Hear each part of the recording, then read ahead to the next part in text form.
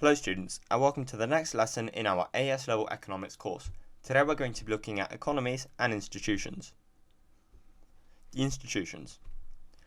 The economic problem of what to produce, how to produce it, and from whom to produce is dictated by organizations which are called institutions. The three main types of these institutions are the public sector, the private sector, and the voluntary sector. We'll begin by looking at the public sector. The public sector is an organisation that uses taxation to provide services such as education and health. That may sound familiar to you because it sounds an awful lot like a government. So an example is going to be the US government that collects taxes in order to provide healthcare and education and subsidise other goods inside the economy. Alternatively, the private sector is organisations that are motivated by financial profit that are not run by the government. For example, large corporations such as Microsoft, which are going to want to make profit and therefore provide services which you then have to pay for. The voluntary sector is an organisation where charitable work is conducted with no intention or less intention of profit.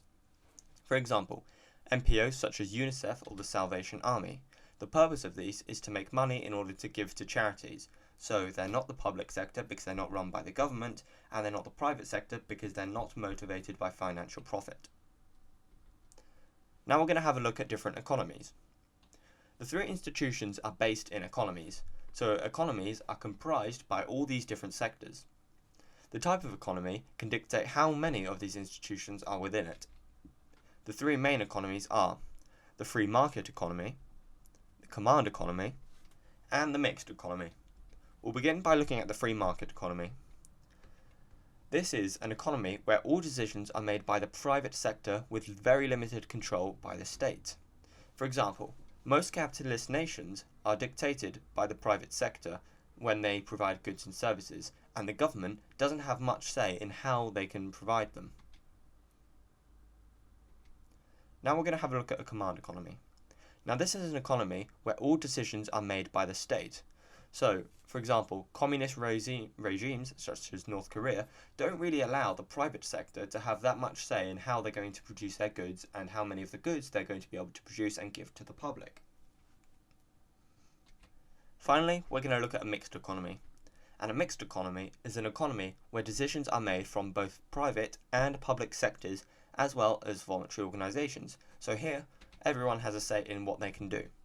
Examples include how France and some capitalist nations are run. They allow private sectors to produce their products and put them onto the market so that they can make some financial profit, but there is some control by the government that pretty much allows them put certain regulations on how they're going to be allowed to produce their products. Also, they have a big say with voluntary organisations of how they're going to put their products onto the market as well in order to make money to give to charity. Here you have some questions. Pause the video and have a go at answering these, and then whenever you're ready to see the answers, hit play. Here are the answers. If you get these all right, be sure to move on to the next video. However, if you did not, just rewind the video or check over your notes once more time so that when you get into the exam, you can be fully prepared.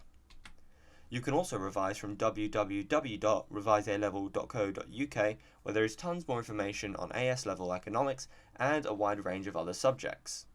Next lesson, join us where we're going to be looking at economic agents. Thank you so much for watching, and I hope to help you again soon. Until then,